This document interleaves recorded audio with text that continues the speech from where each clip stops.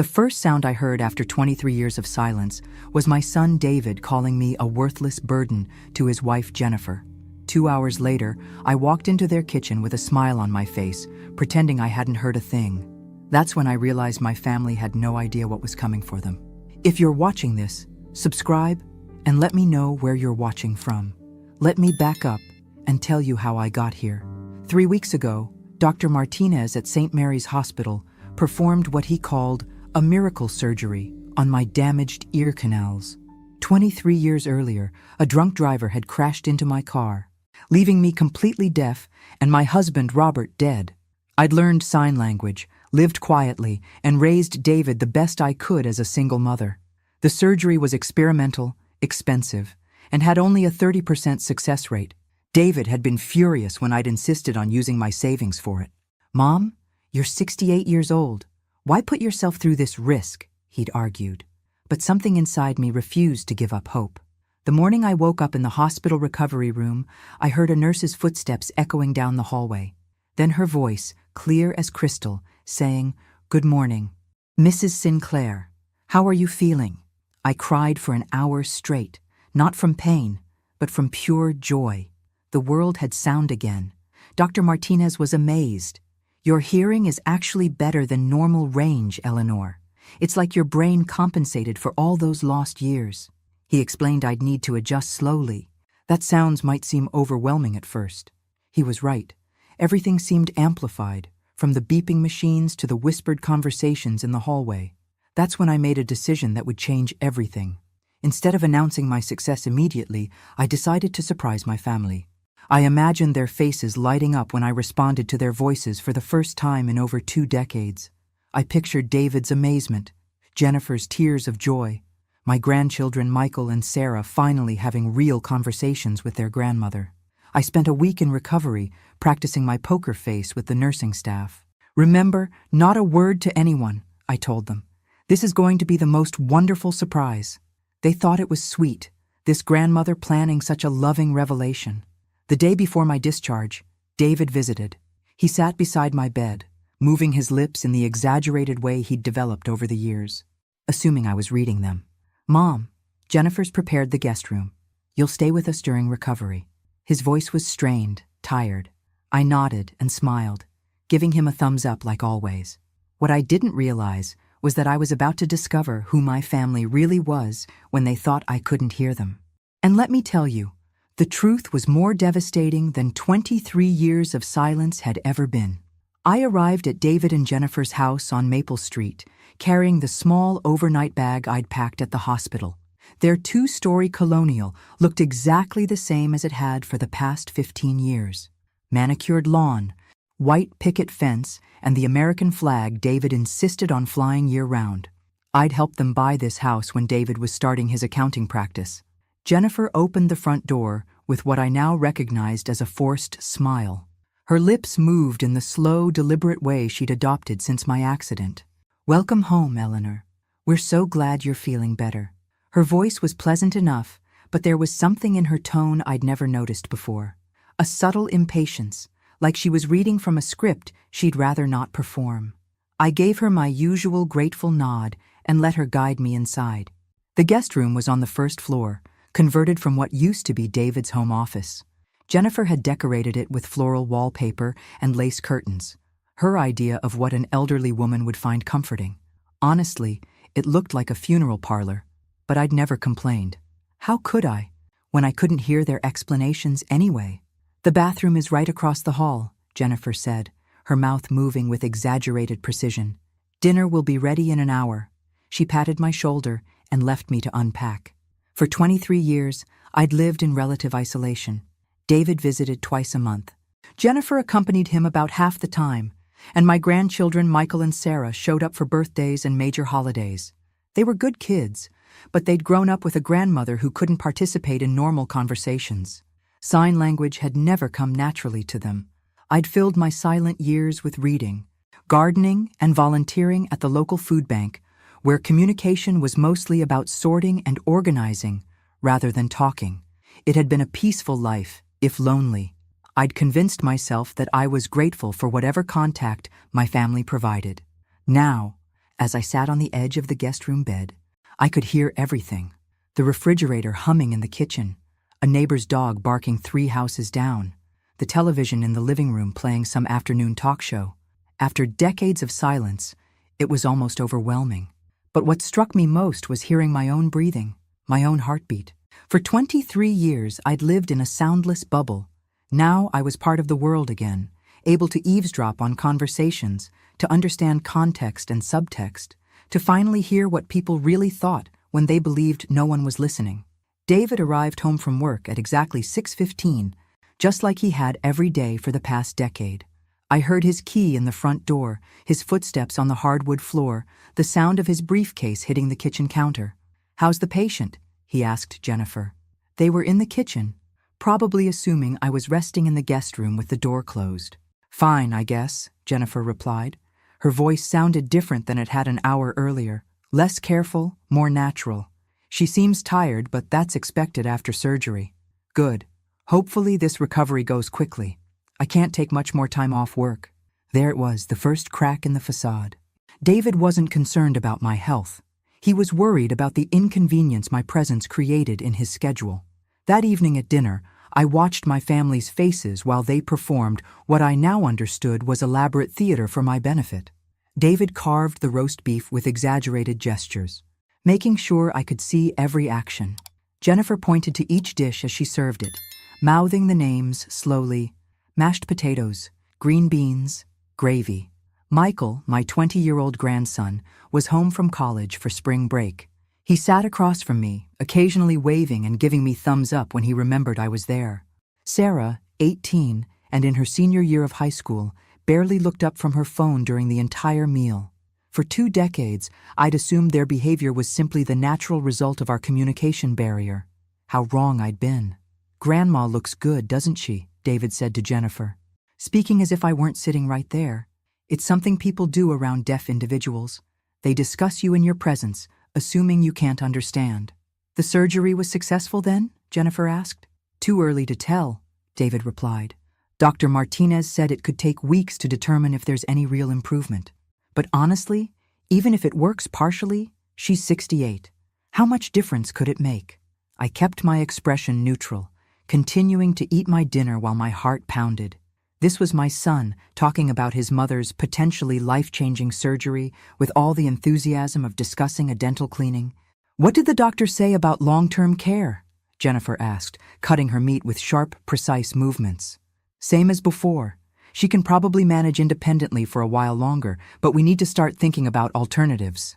Alternatives. The word hung in the air like a threat. Michael looked up from his phone.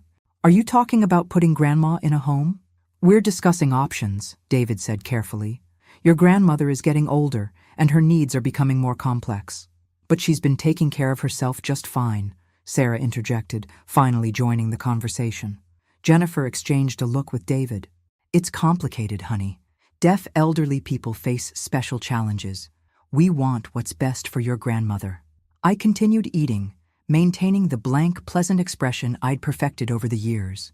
Inside, my mind was racing. They weren't discussing my future with me. They were discussing what to do about me. After dinner, I helped clear the table, following my usual routine of washing dishes while Jennifer put away leftovers. The kitchen window faced the backyard where David was pushing our old lawnmower, even though the grass barely needed cutting. "He's avoiding coming back inside," Jennifer muttered under her breath as she watched him through the window. I turned toward her, pretending I was trying to read her lips. She waved her hand dismissively and walked away.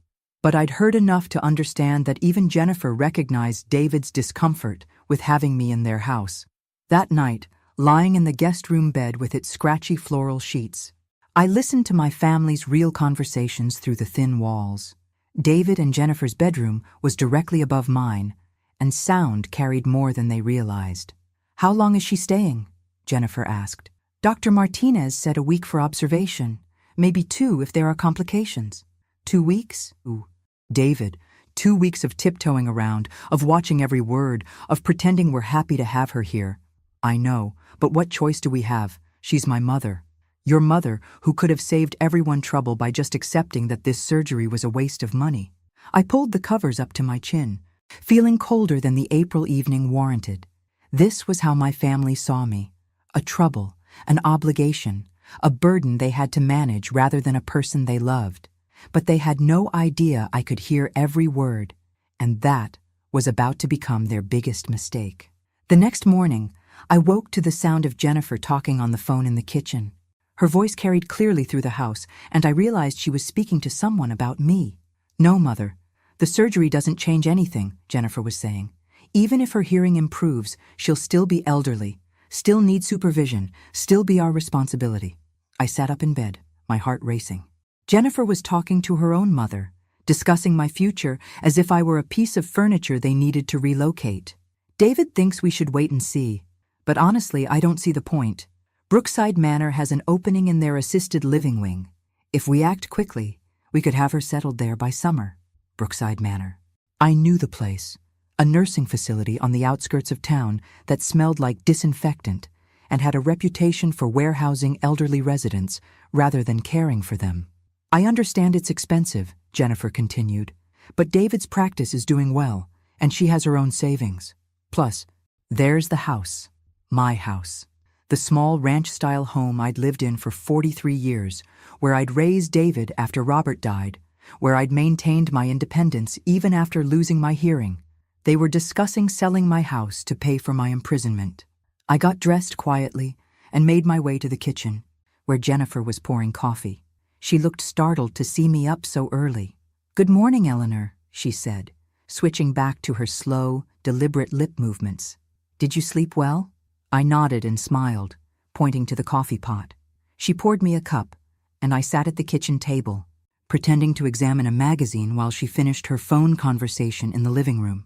"I'll call them this afternoon," I heard her tell her mother. "David doesn't need to know the details until we have everything arranged. It'll be easier for everyone that way. Easier for everyone except me." Apparently. David emerged from upstairs, already dressed for work in his navy suit and striped tie. He kissed Jennifer goodbye and squeezed my shoulder. "Have a good day, Mom. Jennifer will take care of you." After he left, Jennifer settled into what appeared to be her daily routine of avoiding me. She cleaned the kitchen with aggressive efficiency, started a load of laundry, and then disappeared into her home office to work on some projects. I spent the morning exploring my temporary prison, listening to the sounds of a house I'd helped purchase, but was apparently no longer welcome in. The walls were thin, and I could hear Jennifer making phone calls, her voice carrying through the heating vents. The first call was to Brookside Manor. "I'd like to inquire about availability in your assisted living facility," she said. "For my mother-in-law. She's 68, recently had surgery, and we feel she needs more supervision than we can provide." The lies came so easily to her. I wasn't failing mentally or physically. I didn't need supervision. What I needed was a family that saw me as a person rather than a problem to be solved. The second call was to a real estate agent. "We may have a property coming available soon," Jennifer said. "A small ranch home, well-maintained, in the Willowbrook neighborhood. 3 bedrooms, 2 baths, large backyard. Yes, I think it would sell quickly. My house." They were planning to sell my house before I was even aware they wanted me out of it. The third call was the one that broke my heart completely. "David, it's me. I talked to both places this morning. Brookside has an opening, and Margaret thinks the house will sell within a month of listing. We need to move on this before your mother gets too comfortable with the idea of staying independent." There was a pause while David responded. "I know it seems fast, but think about it logically. If the surgery works, she'll be more demanding, wanting to go places and do things. If it doesn't work, she'll be depressed and harder to manage. Either way, it's better to make the transition now while she's still adjusting." Another pause. "No, we don't tell her anything until it's arranged. You know how stubborn she can be. Remember when she refused to give up driving? This is the same thing. Sometimes you have to make decisions for people who can't see what's best for them." I sat in the guest room, my hands trembling as I folded the same towel over and over again. They weren't just planning to betray me. They were proud of their cleverness, congratulating themselves on protecting me from my own supposed inability to make rational decisions. That afternoon, Michael came home from college classes. I heard him talking to Jennifer in the kitchen. "How's Grandma doing?" he asked. "Fine," Jennifer replied. "She's adjusting to being here." Are you guys really thinking about putting her in that nursing home? Jennifer's voice became sharper. It's assisted living, Michael, not a nursing home. And yes, we're considering it. Your grandmother needs more care than she realizes. But she's been living alone just fine. That's what worries us. She's been isolated, not taking proper care of herself. The surgery was a desperate attempt to avoid facing reality. I closed my eyes, feeling the weight of their manipulation. They'd twisted my hope for reconnection into evidence of my incompetence. But they'd made one crucial mistake. They'd given me the gift of hearing their true intentions while still believing I was deaf to them. And I was going to use that advantage in ways they never saw coming. By Thursday, I'd heard enough to understand the full scope of their plan. Jennifer had scheduled a tour of Brookside Manor for the following week, telling them I was struggling with depression and isolation following unsuccessful surgery. She'd also gotten preliminary estimates from 3 real estate agents for my house, all of whom seemed eager to list what they described as a prime property in a desirable neighborhood. The most crushing revelation came when I overheard David talking to his business partner Marcus during a phone conference he took in the home office adjacent to my bedroom. The timing is actually perfect, David explained. If we move quickly, we can get Mom settled before she starts asking questions about her finances. She's got nearly $200,000 in savings, plus the house equity. That should cover Brookside for at least 8 years, maybe 10 if we invest wisely. My savings. Money I'd accumulated through 43 years of careful budgeting. Money I'd planned to leave to my grandchildren for college. Money I'd intended to use for travel now that I might be able to hear tour guides and engage with other travelers. What if she objects? Marcus asked. She won't have much choice. Jennifer's researched the legal requirements for elderly care decisions. If we can document that she's not capable of managing her affairs independently, we can get temporary guardianship. Is she actually incapable? David paused. She will be once she understands what's happening. The shock of losing her independence will probably trigger depression, confusion, maybe even some cognitive decline. It's common in elderly people facing major life transitions. They weren't just planning to steal my money and my home. They were counting on the trauma of their betrayal to justify their actions. It was diabolical in its calculated cruelty. That evening, Sarah came home from a school dance, and I heard her talking to Jennifer in the kitchen while she made a late-night snack. Mom, are you really going to put Grandma in that place? It's not putting her anywhere, Sarah. It's helping her transition to appropriate care. But she's not sick or anything. She just can't hear. There's more to it than that, honey. Your grandmother has been isolated for decades. She doesn't understand how much the world has changed, how vulnerable she is. The surgery was probably her last attempt to avoid accepting reality. What reality? That she's old, Sarah. That she needs people to make decisions for her because she can't see the bigger picture anymore.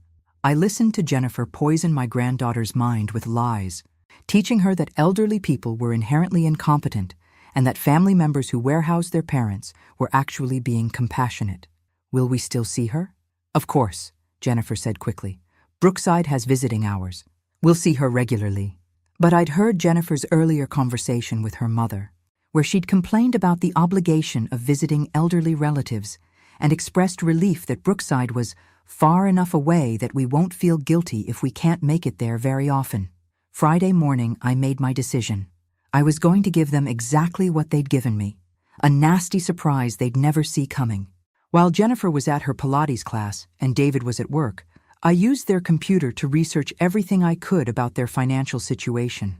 Jennifer had left her email open, and I discovered they'd been living beyond their means for years. David's accounting practice was struggling. They had 3 credit cards maxed out, and they'd been counting on my money to solve their problems long before my surgery. Jennifer had been planning this betrayal for months, maybe years. She'd researched nursing homes, calculated my assets, and even consulted with an elder law attorney about managing difficult transitions for aging family members. I also discovered she'd been corresponding with interior designers about renovating my house once it became available. She had detailed plans for turning my cozy 3-bedroom ranch into what she called a modern showpiece perfect for entertaining. They weren't just stealing my home. They were already planning to erase every trace of the life I'd built there. But Jennifer had made one crucial error in her research. She'd focused on legal ways to control elderly people, but hadn't considered what might happen if the elderly person discovered the plan before it was implemented. That afternoon, I made a series of phone calls from the guest room while Jennifer was grocery shopping. I spoke quietly, keeping my voice low, but for the first time in 23 years, I was able to conduct important conversations without intermediaries or written notes. The first call was to my bank. I'd like to schedule an appointment to review my accounts and discuss some changes to my beneficiaries, I told them. The second call was to a lawyer, not the elder law attorney Jennifer had been consulting with, but a family law specialist who had excellent reviews for protecting elderly clients from financial abuse. The third call was to a private investigator who specialized in documenting elder abuse cases. By Sunday, I had enough evidence to destroy their plan and enough legal protection to ensure they'd never again be able to make decisions about my life without my explicit consent. But I wasn't ready to reveal my hand yet. I wanted them to dig the hole deeper, to commit more fully to their betrayal, to show me exactly how far they were willing to go. Because once I revealed that I could hear every word they'd said, I wanted the consequences to be complete and irreversible. They'd taught me that family meant nothing when money was involved. Now I was going to teach them what happens when you underestimate a woman who's had 23 years to develop patience and the element of surprise. Monday morning arrived with Jennifer in full organizational mode. She'd scheduled my follow-up appointment with Dr. Martinez for Wednesday, though I'd heard her tell the scheduling nurse that she needed to discuss realistic expectations with my doctor about my cognitive state following the surgery. She was planning to convince my doctor that I was experiencing confusion and depression, laying the groundwork for her incompetency claims. While Jennifer bustled around the house preparing for what she believed would be a routine medical appointment, I sat in the guest room making final preparations for what would actually be the beginning of their worst nightmare. My private investigator, Janet Morrison, had already documented Jennifer's internet searches, her correspondence with Brookside Manor, and her consultations with real estate agents. More damning, she'd recorded Jennifer's phone conversations with her mother, where Jennifer admitted that I was perfectly capable mentally, but that sometimes you have to force elderly people to accept help for their own good. My lawyer, Robert Chen, had prepared a comprehensive protection order that would prevent anyone from making decisions about my finances, housing, or medical care without court approval. He'd also drafted a detailed complaint documenting the attempted financial exploitation and emotional abuse. But the piece de resistance was the recording device Janet had helped me install in the guest room. For the past 3 days, I'd been documenting every conversation David and Jennifer had about their plans, creating an audio record that would destroy any attempt to claim they were acting in my best interests. Tuesday evening, David came home with a bottle of wine and an unusually cheerful demeanor. He'd apparently had a good day at work, probably because he'd been calculating how my money would solve his financial problems. "How's our patient?" he asked Jennifer, kissing her cheek. "Good," Jennifer replied. "The appointment tomorrow should give us the information we need to move forward." They were in the kitchen, speaking in normal voices because they assumed I was napping in the guest room. I was actually sitting just around the corner in the dining room, listening to every word while pretending to read a magazine. "Did you talk to Marcus about the timeline?" Jennifer asked. "He thinks we should move quickly once we have medical documentation. If Dr. Martinez confirms that the surgery didn't work, we can present that as evidence that Mom's judgment is compromised. If it did work partially, we can argue that she's not adjusting well to the change. And if it worked completely?" David laughed, actually laughed. "Then we've got a bigger problem, because she might start asking questions about why we're suddenly so interested in her living arrangements."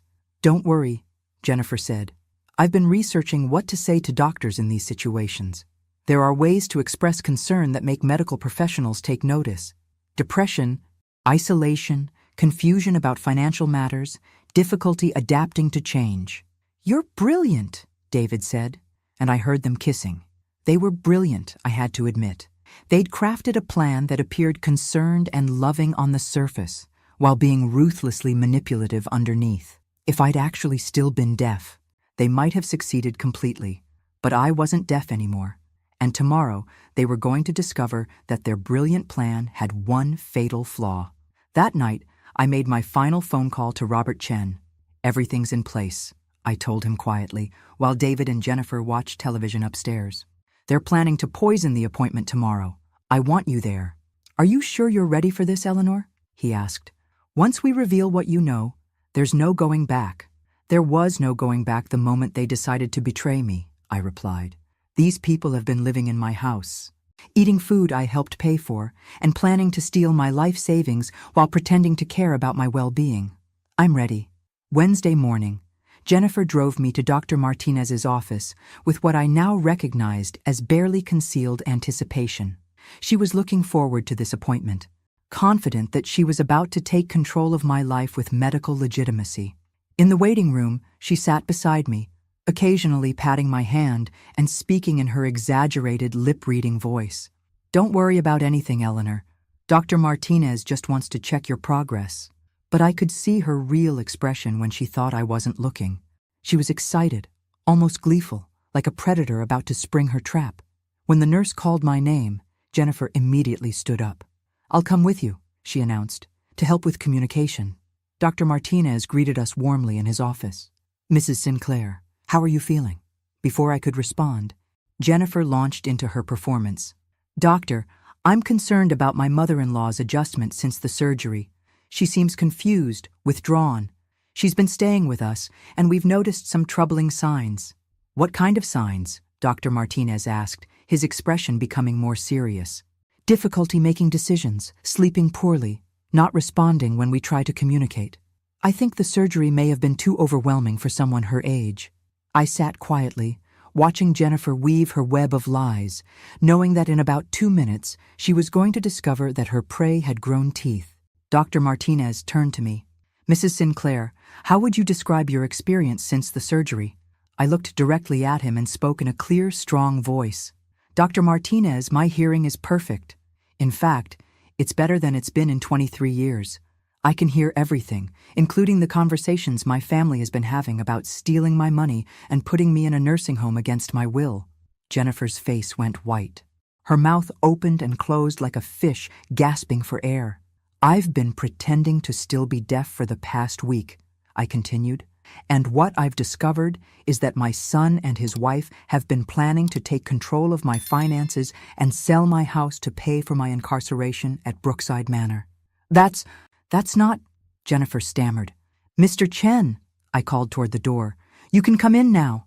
My lawyer entered the office, carrying a thick folder of documentation. Mrs. Sinclair, Dr. Martinez said slowly, are you telling me that your hearing has been completely restored? Test me, I challenged. He moved behind me and whispered softly, Can you hear this? You said, Can you hear this? I replied without turning around. Jennifer was now shaking. Eleanor, I think there's been a misunderstanding.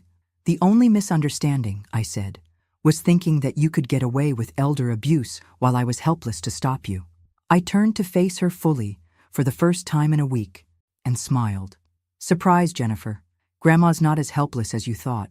The look of horror on her face was worth 23 years of silence. Now the real fun was about to begin. The silence in Dr. Martinez's office was deafening, if you'll pardon the expression. Jennifer sat frozen in her chair, her carefully applied makeup starting to smudge as reality hit her like a freight train. Eleanor, she whispered, we can explain everything. Oh, I'm sure you can, I replied sweetly. You've been quite creative with your explanations this past week. Telling Brookside Manor I was depressed and isolated. Telling real estate agents my house would be available soon. Telling your mother that I was a burden you couldn't wait to be rid of. Robert Chen stepped forward with his legal pad. Mrs. Sinclair has been recording conversations for the past 5 days. We have documentation of attempted financial exploitation, conspiracy to commit elder abuse and fraud. Jennifer's hands were shaking now. This is a misunderstanding. We were trying to help. Help? I laughed, and it felt wonderful to laugh out loud for the first time in decades. You were trying to help yourselves to my bank account. Dr. Martinez looked between us, clearly trying to process what he was witnessing. Mrs. Sinclair, your hearing test results were exceptional. There's no medical reason why you couldn't continue living independently. That's what I told my lawyer, I said, standing up. Jennifer, you can call David and let him know that his mother is not only hearing perfectly, but also thinking quite clearly. Clear enough to have moved my money to a new bank account yesterday. Jennifer's face went from white to green. What do you mean? I mean that the $200,000 you were counting on to pay for your financial problems, it's now safely protected in an account you'll never have access to.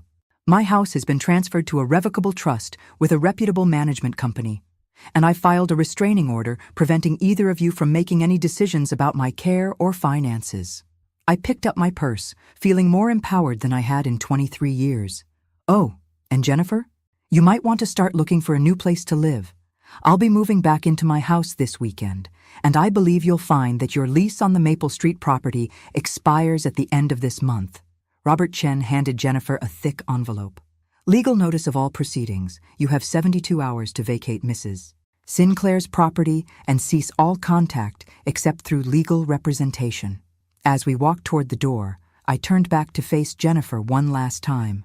By the way, I heard every conversation you had with those interior designers about renovating my house. I particularly enjoyed your plans to turn my late husband's workshop into a wine cellar. The sound of Jennifer's sob followed us into the hallway, but I felt nothing but satisfaction. David's reaction was even better than Jennifer's. When I arrived at the house with Robert Chen and a sheriff's deputy to collect my belongings, David was waiting in the driveway with the kind of fury that comes from having your carefully laid plans destroyed. "Mom, what the hell do you think you're doing?" he shouted as I got out of the lawyer's car. "Language, David," I said calmly. "I'm reclaiming my life from the children who tried to steal it. We were trying to help you. Were you helping me when you told Marcus that my confusion and depression would justify your guardianship claim? Or were you helping me when Jennifer researched the fastest way to liquidate my assets?" David's face crumpled. He'd forgotten that I might have heard those conversations. The sheriff's deputy stepped forward. "Sir, I need you to step aside while Mrs. Sinclair collects her property." "This is insane," David protested, but his voice had lost its edge. "Mom, you can't just destroy our family over a misunderstanding." "I'm not destroying anything, David. You destroyed it when you decided I was worth more to you warehoused in a nursing home than living freely in my own house." Jennifer appeared in the doorway, her eyes red and swollen. "Eleanor, please. We can work this out. We're family." "Family doesn't steal from each other," I replied, brushing past her into the house. "Family doesn't lie about medical conditions to facilitate financial exploitation. Family doesn't count the days until they can get rid of their inconvenient elderly relatives." I gathered my few belongings while David and Jennifer watched helplessly. 23 years of silence had taught me patience, but it had also taught me the value of decisive action when the moment arrived. As I packed, I could hear them whispering desperately in the kitchen, probably trying to figure out if there was any way to salvage their plan. There wasn't. "The moving truck will be here tomorrow for my furniture," I announced as I prepared to leave. "I trust you'll have it ready for pickup." "Where are you going to live?" David asked, and for a moment he sounded like the little boy who used to ask me to check under his bed for monsters. "In my house, David. The house I've lived in for 43 years. The house you were planning to sell without telling me. But you can't live alone. You need help." I smiled at him, and I made sure it was the coldest smile I could manage. "I've been living alone for 23 years, son. The only help I needed was protection from my own family." Robert Chen handed David his own legal envelope. "Outstanding loan documentation. Your mother has graciously decided not to pursue immediate collection of the $68,000 you've borrowed from her over the past 5 years. Provided you cease all contact and make no further attempts to interfere with her life." David stared at the papers, his face reflecting the dawning realization that their financial problems had just become exponentially worse without my money to solve them. Moving back into my own house felt like resurrection. Every familiar corner, every piece of furniture, every photograph on the mantel welcomed me home with sounds I'd forgotten I missed. The creak of the kitchen floorboard, the whistle of the tea kettle, the gentle hum of the refrigerator. But the sweetest sound was my phone ringing with calls from David and Jennifer that I simply didn't answer.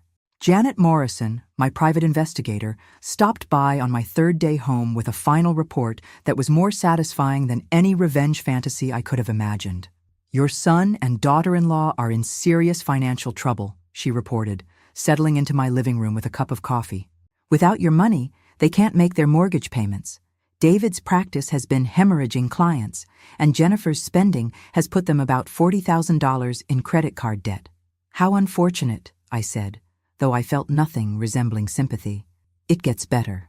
Jennifer called Brookside Manor to cancel your admission, and when they asked why, she had to admit that you'd never actually agreed to be admitted. Turns out, making false medical claims about elderly relatives is something they take very seriously. They've reported her to Adult Protective Services. I nearly choked on my coffee. They reported Jennifer for attempted elder abuse. Apparently, this isn't the first time someone's tried to use their facility to warehouse a competent elderly person against their will. They have protocols. The irony was delicious. Jennifer's own research had led her to a facility that was specifically trained to recognize and report the kind of abuse she'd been attempting. There's more, Janet continued. Your granddaughter Sarah called me. She wants to see you. That evening, Sarah knocked on my front door carrying a bouquet of grocery store flowers and wearing an expression of absolute mortification. Grandma, she said when I opened the door, I heard what Mom and Dad were planning. I had no idea. Come in, sweetheart, I said, and the joy of speaking directly to my granddaughter without interpreters or exaggerated lip movements was overwhelming. We sat in my kitchen, the same kitchen where I'd fed her cookies and milk during childhood visits, and had our first real conversation in her adult life. I knew something was weird, Sarah admitted. Mom kept talking about how you needed professional care, but you've always seemed fine to me. Independent, you know. I am independent, I assured her. I was just temporarily unable to hear my family planning to steal from me. Sarah laughed, then caught herself. Is it okay to find this funny? Because honestly, what they did was awful, but the way you caught them is kind of brilliant. It's okay to laugh, honey. Sometimes revenge is the only reasonable response to betrayal. We talked for 2 hours about her college plans, her boyfriend, her dreams of becoming a veterinarian. All conversations I'd missed during her teenage years because of the communication barrier that no longer existed. When she prepared to leave, Sarah hesitated at the door. Grandma, are you ever going to forgive them? I considered the question carefully. Forgiveness isn't the same as reconciliation. Sarah, I might eventually forgive them for their selfishness and greed, but I'll never trust them again. And I'll never pretend that what they did was acceptable family behavior. I understand, she said, hugging me tightly. Can I come visit you again? Anytime you want, sweetheart. I have 23 years of grandmother conversations to catch up on. The final act of my revenge came 6 months later. Though I hadn't planned it quite that way. David and Jennifer lost their house in foreclosure. Without my money to fall back on, their accumulated debt and David's failing business created a financial collapse they couldn't prevent. They were forced to move into a small apartment across town while I continued living comfortably in my perfectly maintained home. The poetic justice was that Jennifer ended up taking a job at Brookside Manor, the very facility where she'd planned to imprison me. Apparently, they needed someone to process admission paperwork, and her research into elder care had given her relevant experience. I learned this information from Margaret, my next-door neighbor who'd become a close friend since my return home. Margaret and I spent our mornings gardening together and our evenings playing bridge with 2 other women from the neighborhood. For the first time in decades, I had an active social life. Jennifer looked exhausted when I saw her at the grocery store, Margaret reported one Thursday evening. She kept staring at the price of everything like she couldn't believe how expensive things had become. How sad, I replied, though my tone suggested otherwise. The final revelation came when Michael called me directly, something he'd never done when he thought I couldn't hear. Grandma, he said, I wanted you to know that I'm not taking any money from my parents for college. I got a full scholarship to state, and I want to earn my own way. That's wonderful, Michael. I'm proud of you. I'm ashamed of them, he admitted. What they did to you was unforgivable. They're still your parents. Michael, don't let my relationship with them poison yours entirely. It's not about you, Grandma. It's about who they showed themselves to be. I don't want to become the kind of person who sees elderly relatives as financial opportunities. A week later, Michael started visiting me regularly. Unlike his parents, he was genuinely interested in my stories, my opinions, my experiences as a woman who'd lived through 7 decades of American history. One evening, As we sat on my front porch watching the sunset, Michael asked the question I'd been expecting. "Grandma, do you ever regret how things turned out?" I thought about David and Jennifer struggling in their cramped apartment, about the grandchildren who'd learned to value integrity over inheritance, about the independence I'd reclaimed and the respect I'd demanded. "Michael," I said finally, "for 23 years, I lived in silence. I accepted whatever scraps of attention my family offered, grateful for any contact at all. I made myself small and undemanding because I thought that's what love required." I sipped my iced tea, enjoying the sound of ice cubes clinking against glass. But love doesn't require you to accept abuse. Family doesn't mean allowing people to steal from you while pretending it's for your own good. And being elderly doesn't mean surrendering your right to make decisions about your own life. The Crickets were beginning their evening concert, and I marveled again at being able to hear them. Your parents taught me something valuable, even if they didn't mean to. They taught me that sometimes the people who claim to love you are actually your biggest threat. And they taught me that I'm stronger than I ever imagined. I looked at my grandson, this young man who'd chosen integrity over easy money, principle over family loyalty. So no, Michael, I don't regret how things turned out. For the first time in over 2 decades, I'm exactly where I belong, surrounded by people who value me for who I am rather than what I can provide. It's been 2 years since I regained my hearing and discovered my family's betrayal. David and Jennifer have never apologized, though Jennifer did send a Christmas card last year with a note saying she hoped I was happy with my choices. I am, actually, happier than I've been since Robert died. My house is filled with sound again. Friends visiting, music playing, my own voice reading books aloud just because I can. I've joined a book club, started taking piano lessons, something I'd wanted to do for decades, and even begun dating a widower named Frank who lives 3 streets over. Sarah graduated high school with honors and visits me every few weeks when she's home from college. Michael stops by regularly, and we've developed the kind of close relationship I never thought possible with my grandchildren. They've both made it clear that they want nothing from David and Jennifer's eventual inheritance, preferring to build their own lives on their own terms. David's accounting practice failed completely. He now works as a bookkeeper for someone else's firm, earning a fraction of what he made when he was stealing from me. Jennifer is still at Brookside Manor, where she's learned firsthand how elderly people are treated when their families decide they're inconvenient. I've been told they blame me for their financial ruin, as if my refusal to fund their lifestyle was somehow unreasonable. They still don't understand that the money was never theirs to begin with. Last month, I received a visit from a woman named Patricia, whose elderly father was facing a similar situation with his own children. Word had gotten around about my case, and she wanted advice. "How did you find the strength to fight back?" she asked. I thought about her question for a long time before answering. "Strength isn't something you find," I told her. "It's something you remember you always had. For 23 years, I thought my deafness made me vulnerable and dependent. But it actually made me self-reliant and observant. I'd learned to read people's faces, to pick up on subtle cues, to survive on my own resources." I poured her another cup of coffee, marveling again at the simple pleasure of being able to hear it percolating. When I discovered I could hear again, I had a choice. I could continue being the grateful, undemanding elderly woman my family expected, or I could use the skills I'd developed during my silent years to protect myself from their greed. Patricia nodded, understanding dawning in her eyes. "Your father isn't helpless," I continued. "He's experienced. He's survived decades of life, made countless decisions, overcome obstacles you can't even imagine.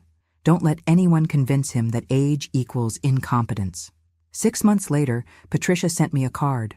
Her father had successfully fought off his children's attempt to control his finances and was living independently in his own home with appropriate support services.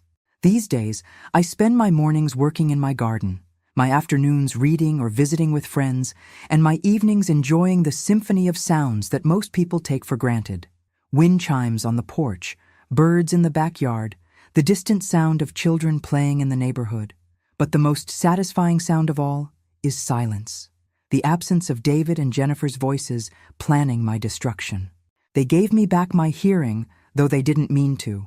In trying to silence me permanently, they taught me the value of my own voice. And now that I can hear again, I'll never let anyone silence me again. Sometimes the best revenge isn't just getting even. It's getting everything you deserve and nothing you don't. I'm 70 years old. I own my own home. I have money in the bank. I'm surrounded by people who genuinely care about me, and I haven't written a single check to support my ungrateful son in over 2 years. Life is good when you can hear it clearly. Thanks for listening. Don't forget to subscribe and feel free to share your story in the comments. Your voice matters.